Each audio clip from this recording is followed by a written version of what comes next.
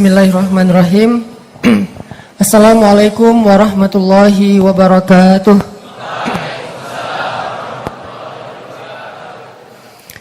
Alhamdulillahirabbil alamin. Hamdan katsiran thayyiban kama amar. Asyhadu an la ilaha illallah wahdahu la syarikalah. Wa asyhadu anna Muhammadan abduhu wa rasuluhu la nabiyya ba'dah.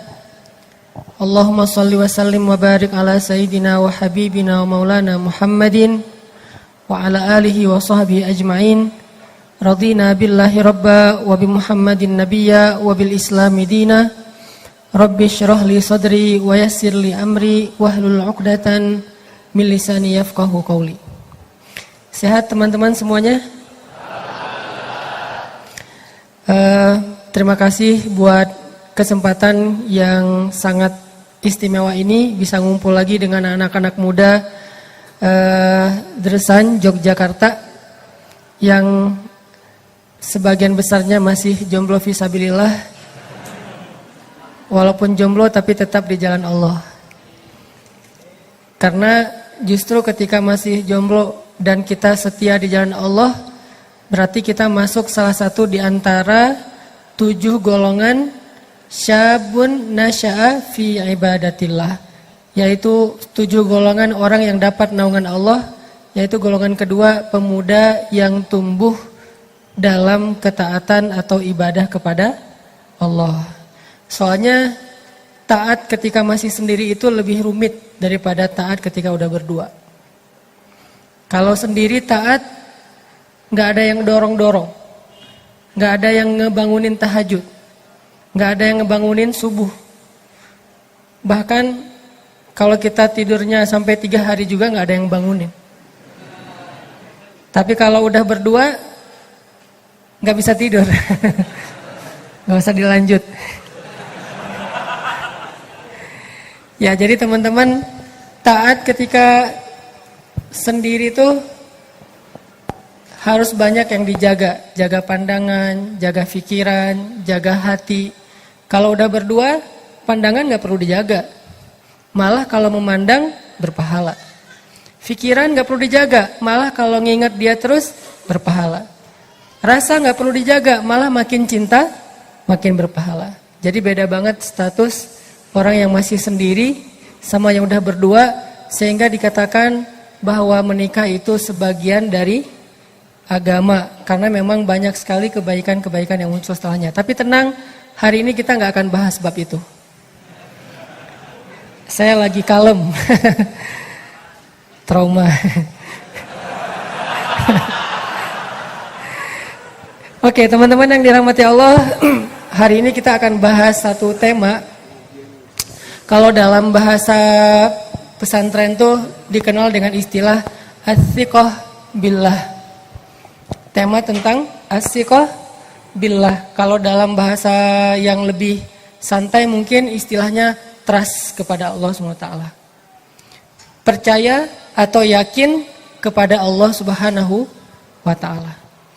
Tema ini penting banget, dia termasuk salah satu di antara tema-tema tentang akidah yang kalau dalam bahasa teori itu masuk dalam rububiyah, uluhiyah, asma, sifat. Cuman saya tidak membahasnya dari angle istilah-istilah teoritis, tapi lebih kepada keseharian kita. Contoh-contoh daily yang sering kita alamin, gimana caranya kita ngejalanin hal-hal yang sulit dengan modal as-siqah billah, dengan modal trust sama Allah Subhanahu wa taala. Gimana caranya kita ngelakuin hal yang orang lain anggap mustahil dilakukan, modalnya cuman percaya sama Allah. Gimana caranya kita berani ngambil pilihan hidup yang rumit, yang sulit, yang gambling, tetapi yang kita pilih itu adalah pilihan yang Allah ridhoi, sementara orang lain takut mengambil pilihan itu, dengan modal as-siqah billah, percaya kepada Allah. Cek. Ini adalah modal hidup kita banget, teman-teman. Kenapa itu? Ini adalah modal hidup kita banget. Dan salah satu cara Allah Subhanahu wa taala mentarbiyah atau menyiapkan Rasul-rasulnya sebelum Allah memberikan mereka tugas yang sangat berat, yaitu tugas risalah dan nubuwah, tugas berdakwah, tugas untuk mengajak orang-orang yang kufur, bahkan raja-raja yang zalim kepada Allah. Sebelum Allah mengutus mereka, sebelum Allah memberi mereka amanah dan tugas, maka Allah Subhanahu wa taala akan membekali mereka dengan as-siqah billah.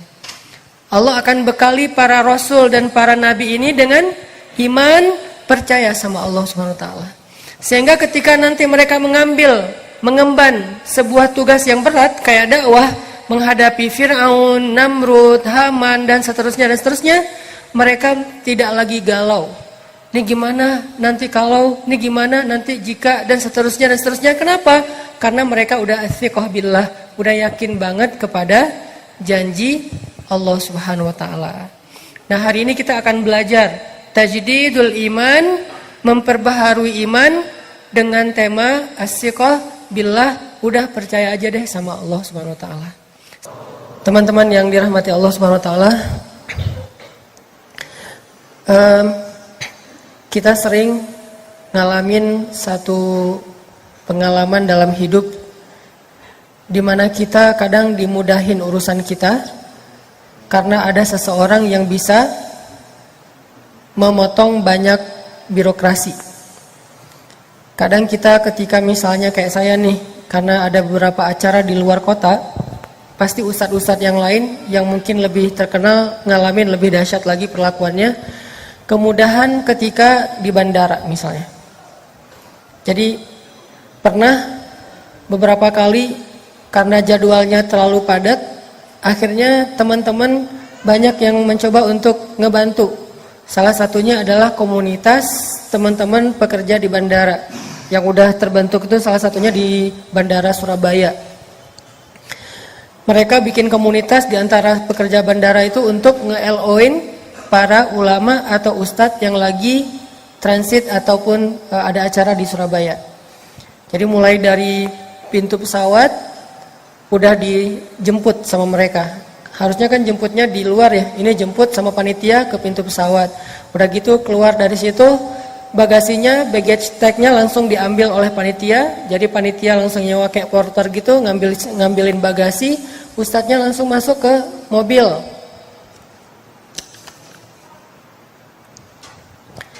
Ustadznya langsung masuk ke mobil. Udah gitu nanti di dalam mobil udah disediakan misalnya LO, kalau misalnya ustadznya butuh apa-apa langsung kontak dengan panitia, misalnya mau makan di mana, mau transit di mana dulu, atau mau ke kamar dulu istirahat, mandi, siap-siap. Terus mobilnya jalan dikawal sama forrider, dikawal sama patwal. Jalan lampu merah karena pakai petugas, mungkin dia ada perlakuan khusus atau gimana, ada aturan, lewat, macet lewat, sampai ke venue atau ke hotel lebih cepat dari biasanya. Gitu juga nanti pas beres. Kadang-kadang dalam satu hari ada 2 kota, jadi harus terbang langsung. Kayak misalnya kemarin dari Pekanbaru, Batam, Dumai, terus terbang lagi ke Jakarta misalnya. Itu udah disediain sama teman-teman forrider dari venue ke bandara. Terus kalau agak telat dikit nggak apa-apa karena udah di-check-inin duluan di bandara. Di bandara bagasi masuk, ustadznya masukin ke kayak business lounge gitu, terus masuk ke pesawat, udah disediain tempat duduk yang hot seat misalnya. Semua kemudahan ini karena apa? Karena ditolong oleh teman-teman, ditolong oleh murid-murid, ditolong oleh manusia. Jadi saya akhirnya kadang-kadang ngerasa gini teman-teman, dalam dunia nih, dalam urusan hidup kita, ditolong oleh teman aja, ditolong oleh manusia aja, urusan kita bisa jadi begitu mudah. Gimana kalau ditolong oleh Allah Subhanahu wa taala? Itu yang nolongin teman loh, manusia, bukan pencipta, bukan penguasa, bukan pemilik, bukan pemelihara, cuman manusia biasa yang kebenaran qadarullah dia punya akses dalam pekerjaannya. Mungkin dia seorang aparat, mungkin dia emang pekerja bandara, mungkin dia emang pilot, mungkin dia adalah pramugari segala macam. Cuman manusia aja nolongin kita, hidup kita tuh jadi mudah banget. Gimana kalau Allah yang nolongin kita? Dan pastinya pertolongan dari manusia ini Allah juga, dibalik semua itu kehendak Allah. Allah yang menggerakkan hati mereka untuk akhirnya nawarin support, nawarin jasanya. Allah yang menggerakkan hatinya untuk mencintai guru-gurunya. Akhirnya dimudahin. Semua ini dibalik segala sesuatu kebaikan ada Allah Subhanahu wa taala. Jadi ini menjadi sebuah pengalaman buat saya. Alam yajidka yatiman fa'awa wa wajadaka dhallan fahada wa wajadaka ailan fa'aghna. Dalam kasus paling kecil sampai kasus paling besar kayak gitu. Alam yajidka yatiman, bukankah kamu tuh sendiri? Turun dari pesawat, bingung mau kemana ya bu, mau kemana, sendiri tuh, nggak ada teman. Akhirnya alam yajidka yatiman fa'awa, Allah berikan kamu teman-teman, dijemput sama LO, dijemput sama orang bandara. Wa wajadaka dhallan, bingung ini mau kemana ya, terus nanti jalannya lewat jalan mana ya, nanti kalau macet gimana, fahada, Allah kasih jalan. Wa wajadaka ailan fa'aghna, kamu dalam keadaan kekurangan, mau tinggal di mana, mau nginep di mana, mau makan apa, akhirnya Allah Subhanahu wa taala ngasih kecukupan. Ini semua bukti kalau Allah berkehendak nolongin kita, hidup kita tuh bakalan sangat-sangat mudah, teman-teman. Jadi kalau kita percaya, misalnya Ustadz, saya pernah diundang ke sebuah daerah yang agak terpencil. Terus saya bilang, maaf jadwal saya agak padat. Jadi kalau misalnya tempatnya berjauhan, khawatir kasihan dengan teman-teman yang udah nunggu di acara berikutnya. Sementara flight yang terbang ke wilayah itu seminggu cuman mungkin sekali apa 2 kali gitu. Sementara jadwal saya nggak cocok dengan jadwal flightnya, jadwal penerbangan. Akhirnya salah seorang kepala daerah di wilayah itu bilang, Ustadz tenang aja nggak apa-apa, nanti saya sediakan pesawat pribadi. Jet pribadi, nanti begitu Ustadz landing di bandara yang besar, langsung dijemput sama teman-teman, masuk ke jet pribadi beliau, terbang ke wilayah itu tanpa harus mengikuti jadwal pesawat domestik. Nanti kalau udah beres langsung diantarkan lagi Ustadz, sehingga Ustadz sama sekali nggak perlu khawatir akan telat di acara berikutnya. Insya Allah aman Ustadz. Saya karena tahu beliau seorang penguasa di situ, dan banyak orang yang bilang emang dia punya pesawat pribadi, trust kan, percaya kan? Ya udah deh, karena saya percaya saya ambil jadwal ini. Tapi saya nggak bisa lama-lama ya, nggak apa-apa Ustadz, sebentar juga nggak apa-apa, nyapa aja teman-teman anak muda. Ya udah saya ambil. Kenapa saya mengambil sebuah jadwal di tempat yang terpencil dengan schedule yang sebetulnya nggak cocok? Karena saya percaya kepada yang ngundang, percaya kepada yang memfasilitasi. Apakah kita punya rasa percaya yang sama kepada yang memfasilitasi hidup kita di dunia? Sehingga kita mengambil pilihan-pilihan yang menurut kita agak sulit, tapi menurut Allah itulah yang terbaik. Kan banyak pilihan dalam hidup kita yang berat ya. Pacaran atau halalin. Berat gak sih itu?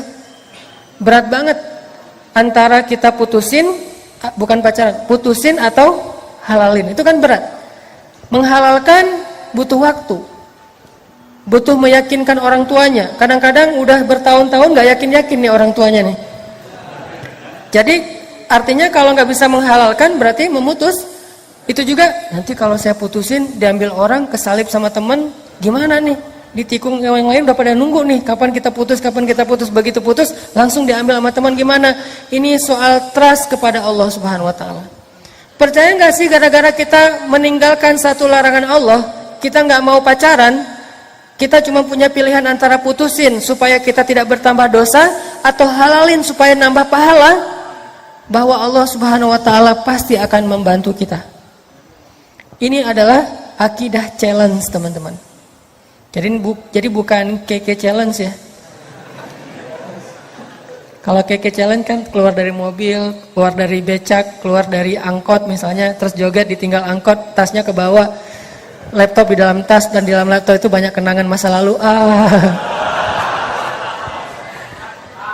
Ternyata dalam Islam juga ada akidah challenge. Akidah challenge itu apa? Ketika Allah menghadapkan kepada kita dua pilihan yang menurut kita sulit sekali untuk dipilih. Apa yang membuat kita berani memilih? Apa yang membuat kita yakin? Apa yang membuat kita mantap? Trust kepada Allah, athiqah billah. Inilah yang kita tajdid, teman-teman. Inilah yang kita perbaharui. Belajar tentang yakin kepada Allah bukan belajar teori rububiyah.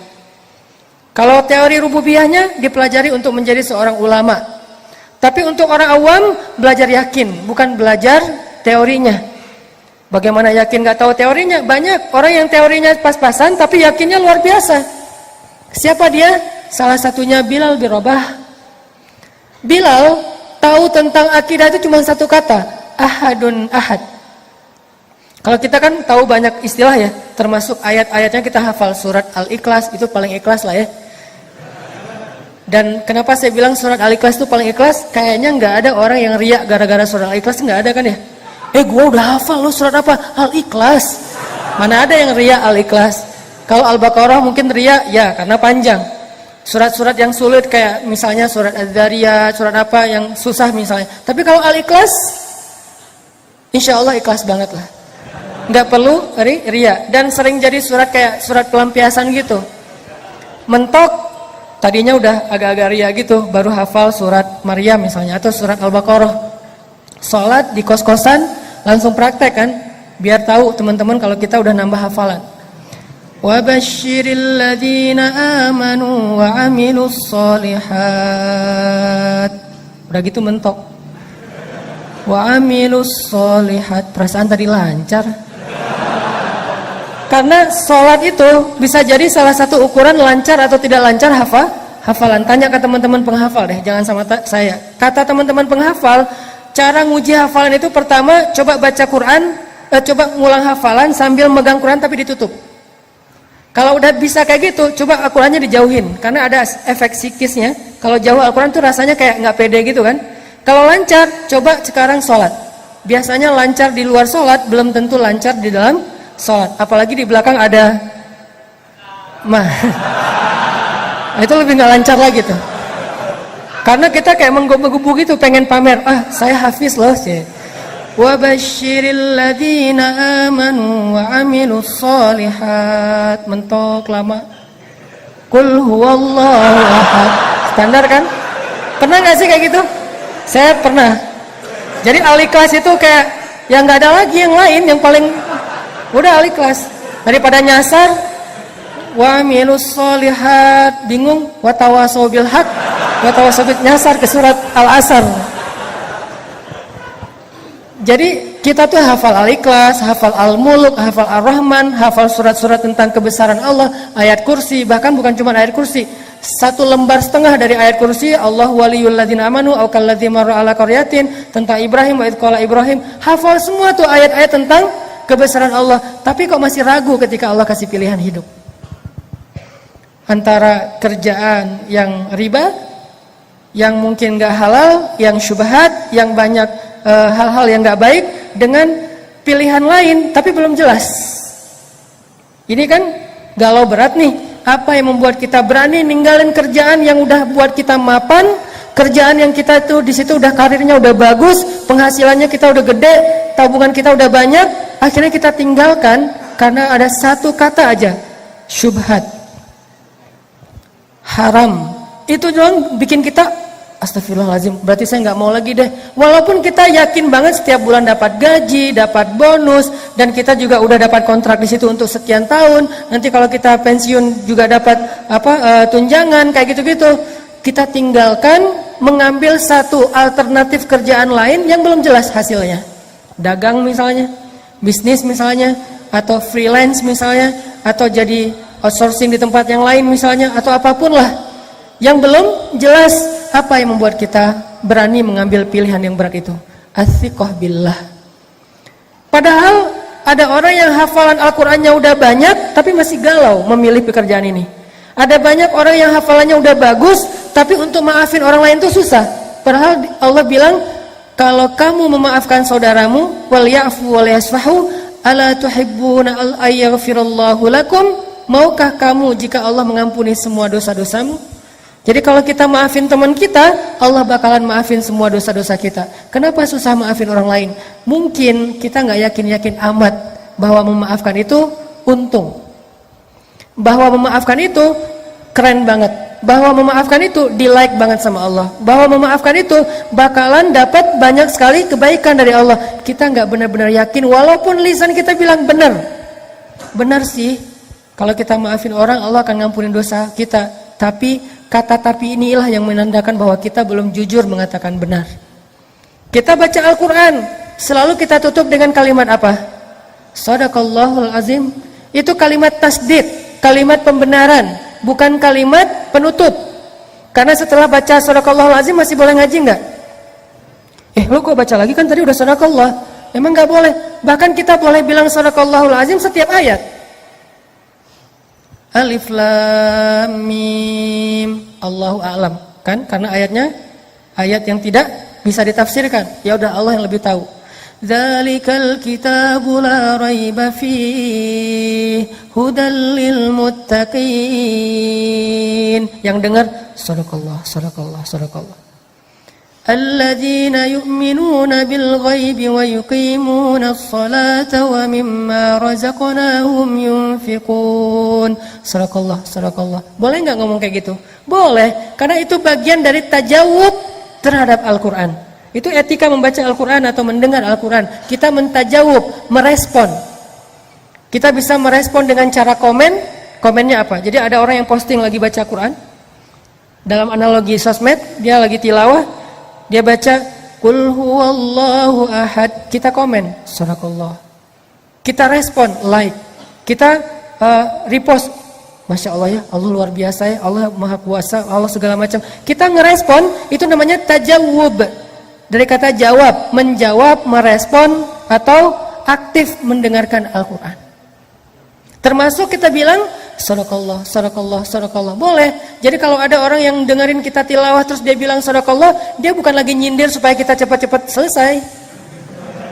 Kita baru baca Alif Lam Mim, Sadaqallah. Lo gak senang denger bacaan gua? Jangan baper dulu, karena dia lagi tajawub. Dia lagi ngerespon ayat yang dia dengar. Nah, kadang ada orang yang mengatakan Shadaqallahul azim atau bahkan ditambah Shadaqallahul aliyul azim. Luar biasa kan kalimatnya? Tapi begitu ayatnya selesai dibaca, dia lupa dan bahkan dia tidak mampu mengamalkan ayat itu dalam hidupnya. Contoh. Ya ayyuhalladzina amanu la yaskharu qaumun min qaum asa ayyakunu khairan minhum. Sadaqallah, sadaqallah. Kita ngomongnya sadaqallahul azim. Tapi begitu kita nggak suka sama seseorang, kita nggak tahan untuk tidak membicarakan dia. Ijtanibu katsiran minadh-dhann. Jauhilah prasangka. Sebagian besar prasangka itu adalah dosa. Tapi begitu kita nggak serak sama seseorang, kayaknya nggak rela gitu untuk berbaik sangka kepada dia. Kenapa? Bukankah kita bilang Shadaqallahul azim, maha benar Allah? Jadi kalau Allah bilang jauhi prasangka, berarti benar, harus jauhi prasangka. Kenapa kita masih menganggap enggak kok, prasangka saya nggak salah, prasangka saya wajar, prasangka saya make sense banget, sangat masuk akal. Ini artinya kita nggak benar-benar Shadaqallahul azim. Walaupun kita orang yang punya sakofah, wawasan tentang akidah.